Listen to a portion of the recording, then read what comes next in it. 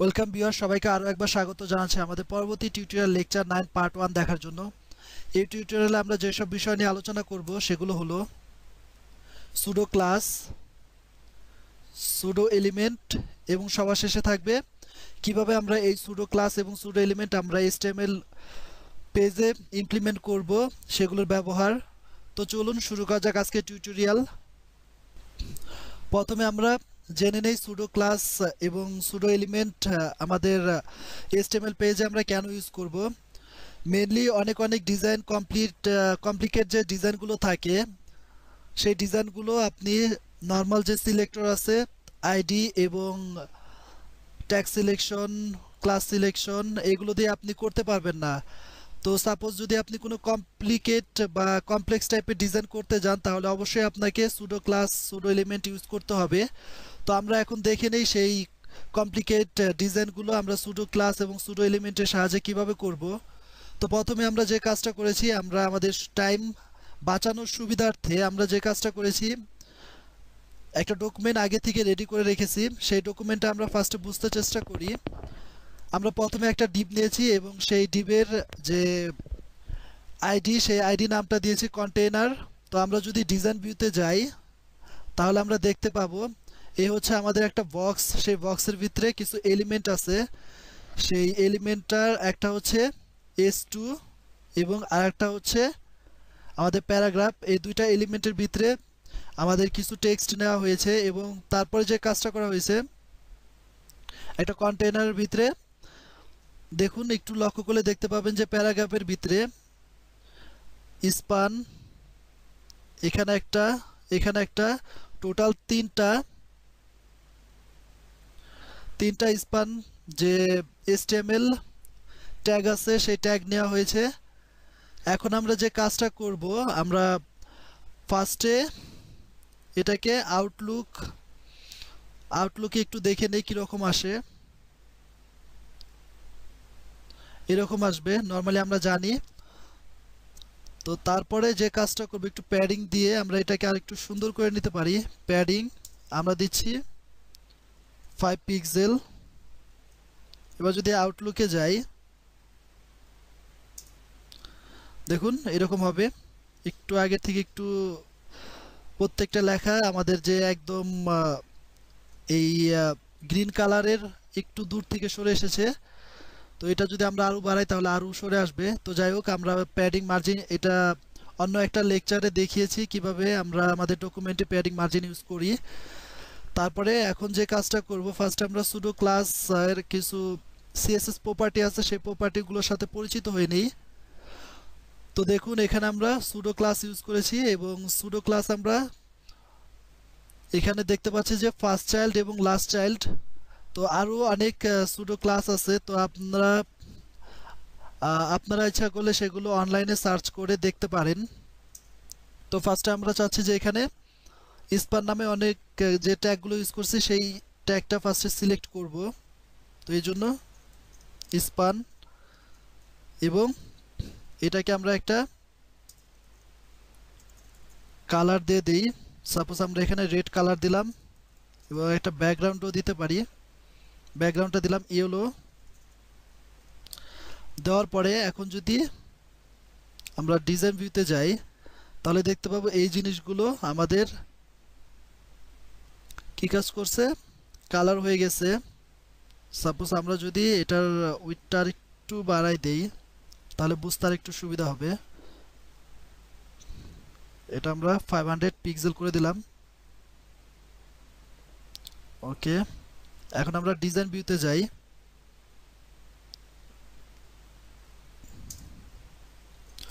তো দেখুন আমাদের প্রত্যেকটা এলিমেন্টের যে স্পান ট্যাগ ছিল সেটা কিন্তু এই টেক্সটের কালারটা রেড হয়েছে এবং ব্যাকগ্রাউন্ডটা কিন্তু ইয়েলো কালার হয়েছে। তো এখন আমি যদি চাই যে এই স্পান ট্যাগের প্রত্যেকটা না হয়ে জাস্ট প্রথমটা হবে, প্রথমে সে CSS এর রুলসগুলো বা তার স্টাইলগুলো নিবে।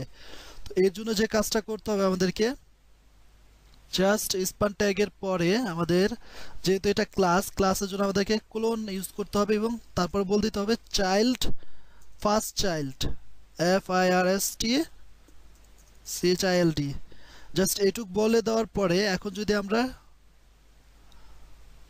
আমাদের এখানটায় যাই তো দেখব যে আমাদের যে ডকুমেন্টটা ছিল সেই অন্যান্য যে এখানে যে একটা স্পান ট্যাক্স ছিল, এখানে একটা স্পান ট্যাক্স ছিল সেটা কিন্তু এখন আর নাই।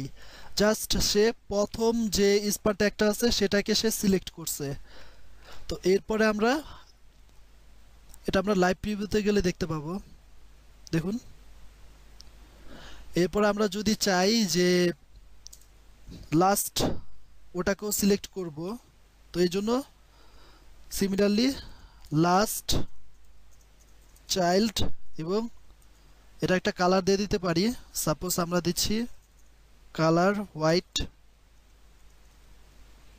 এবং ব্যাকগ্রাউন্ড দিলাম, আমরা একটা কালার দিয়ে দিতে পারি, এই কালারটা দিলাম। এখন যদি যাই তো দেখুন আমাদের এই অংশটা কিন্তু নিয়ে নিছে। এবং আমরা যদি ব্রাউজারে যাই, ব্রাউজারও সেম যে ঘটনাটা আমরা দেখতে পাবো। দেখুন আমাদের এই লাস্টের যে স্পান ট্যাগটা ছিল, তো আরেকটু বোঝার চেষ্টা করি আমাদের এখানে কয়টা স্পান ট্যাগ আছে। আমাদের একটা স্পান ট্যাগ আছে, ফার্স্টেরটা হচ্ছে এটা যে ওয়েবসাইট রেসপন্স ওয়েব ডিজাইন এবং এখানটায় শেষ। তো দেখুন এটা কিন্তু সে ওয়েবসাইট রেসপন্স ওয়েব ডিজাইন, এটাকে কিন্তু আমরা যে সুডো ক্লাস ইউজ করছিলাম ফার্স্টের জন্য রেড এবং ইয়েলো, সেটাই কিন্তু সে নিয়ে নিছে। এবং পরবর্তীতে যদি আরেকটু খেয়াল করি, এরপরে কিন্তু আরেকটা স্পান আছে, স্পান সার্চ ইঞ্জিন অপটিমাইজেশন, এবং এটার জন্য কিন্তু সে কিন্তু নেয় নাই সার্চ ইঞ্জিন অপটিমাইজেশন, কারণ আমি ফার্স্ট এবং লাস্টটা বলে দিছি। যেহেতু এখানে তিনটা আছে, সে তিনটা ক্যালকুলেট করলে দেখা যায় যে প্রথমটা হচ্ছে এটা, এটুকু হচ্ছে প্রথমটা, আর শেষেরটা হচ্ছে এটার পর আরেকটা আছে আর্টিকেল রাইটিং, এটা শেষেরটুকু। দেখুন এটার জন্য সে কিন্তু স্টাইলটা নিয়ে নিছে আর্টিকেল রাইটিং। তো এটা গেল আমরা ফার্স্ট চাইল্ড এবং লাস্ট চাইল্ড ক্লাস সিলেক্টর। তো এইভাবে আমরা খুব ইজিতেই এই ডিজাইনগুলো করতে পারি। তারপরে যেটা দেখব সেটা হচ্ছে আমাদের সুডো এলিমেন্ট। সুডো এলিমেন্টগুলো কি কি একটু দেখে নেই। সুডো এলিমেন্টের ভিতরে যেগুলো আছে সেটা হচ্ছে যে first letter, first line, after, before. তো আমরা ফার্স্টে ফার্স্ট লেটারটা ইউজ করব, ফার্স্ট লেটার। তো এখন দেখুন এখানে যে প্যারাগ্রাফ আছে, সাপোজ এস টু ট্যাগ, ফার্স্টে আমি এস টু ট্যাগটাকে সিলেক্ট করলাম, এস টু ট্যাগ। এবং এস টু ট্যাগ সিলেক্ট করার পরে আমরা যদি লাইভ প্রিভিউতে যাই তাহলে দেখতে পাবো নিলয় আইটি লেখা আছে। তারপরে আমরা এখানে যে কাজটা করব, আমাদেরকে সুডো এলিমেন্ট ইউজ করতে হবে এবং সুডো এলিমেন্টের জন্য আমাদেরকে দুইটা কোলন দিতে হবে, তারপরে লিখে দিতে হবে ফার্স্ট লেটার। এখন আমি যদি ফন্ট সাইজটা বাড়াই দেই, ফন্ট সাইজ সাপোজ আমি দিচ্ছি 30 পিক্সেল, এবং যদি একটা কালার দিয়ে দিই, সাপোজ কালার আমি দিলাম রেড, দেখি কি হয়। দেখুন এই অ্যানটা কিন্তু একটু বড় এবং রেড কালার হয়ে গিয়েছে। তো এটাকে আমি আরেকটু বোঝার জন্য এটাকে আমি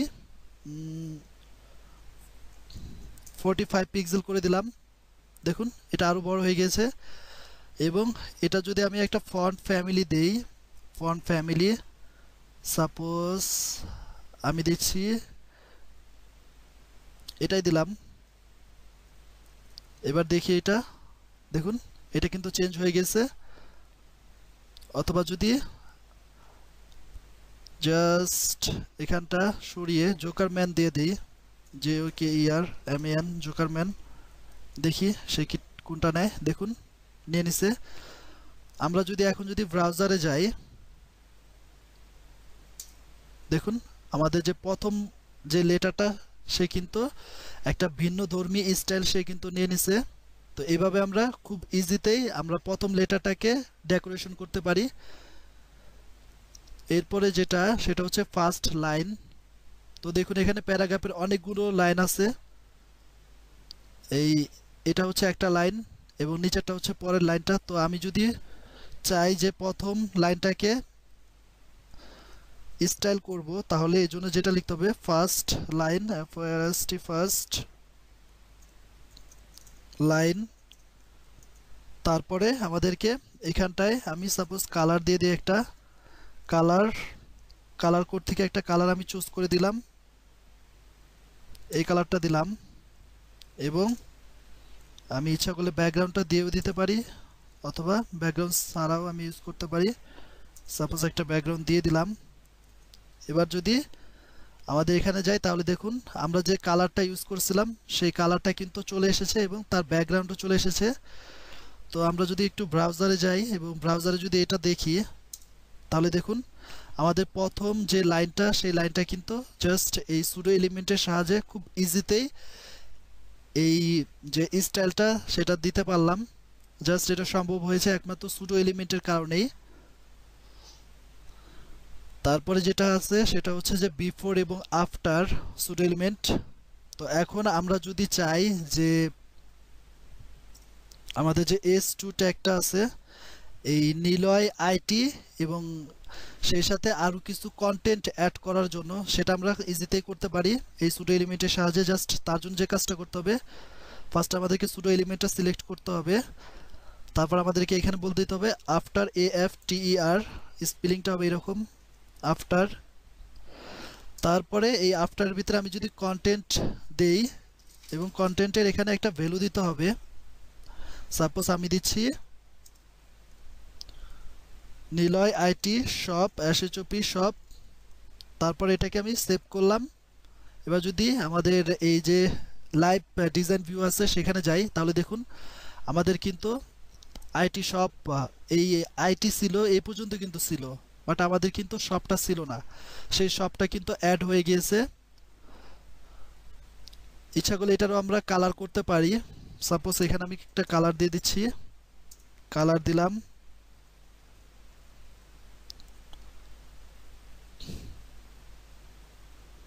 এই কালারটা দিলাম গোলাপি টাইপের।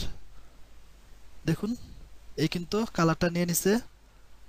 এবং আমরা যদি ব্রাউজারে যাই, তাহলে সেই যে কালারটা দিয়েছিলাম সেই কালারটা এবং একটা এক্সট্রা লেখা কিন্তু সে চলে এসেছে। এখন এটা তো গেল আফটারের কাজ। তো এখন আমি যদি চাই এটাকে বিফোর, মানে এই নিলয় আইটির আগে এটাকে অ্যাড করব, তাহলে এটার জন্য জাস্ট এখানটায় বিফোরটা আমাদেরকে টাইপ করে দিতে হবে, বিফোর। এবং এখানে গেলে দেখতে পাবো যে এই যে শপ নিলয় আইটি এটা চলে এসেছে। আর যেহেতু আমরা ফার্স্ট লেটার একটা সুডো এলিমেন্ট ইউজ করেছিলাম, তো এই জন্য অ্যাসটা আমাদের সেই জোকারম্যান স্টাইল হয়ে গেছে। তো আমরা দেখলাম যে সুডো এলিমেন্ট এবং ক্লাসের সাহায্যে অনেক ইন্টারেক্টিভ এবং অ্যাট্রাকটিভ ডিজাইন তৈরি করা যায়। তো আশা করি আপনারা এই লেকচারটা দেখে নতুন কিছু শিখতে পেরেছেন। আর অবশ্যই যারা নাকি আমার এই টিউটোরিয়ালগুলো দেখছেন তারা অবশ্যই কমেন্টস করবেন এবং আপনাদের গুরুত্বপূর্ণ যে ফিডব্যাক আমাকে দিবেন। তো আজকে এই পর্যন্তই। সবাই ভালো থাকবেন, সুস্থ থাকবেন। আল্লাহ হাফেজ।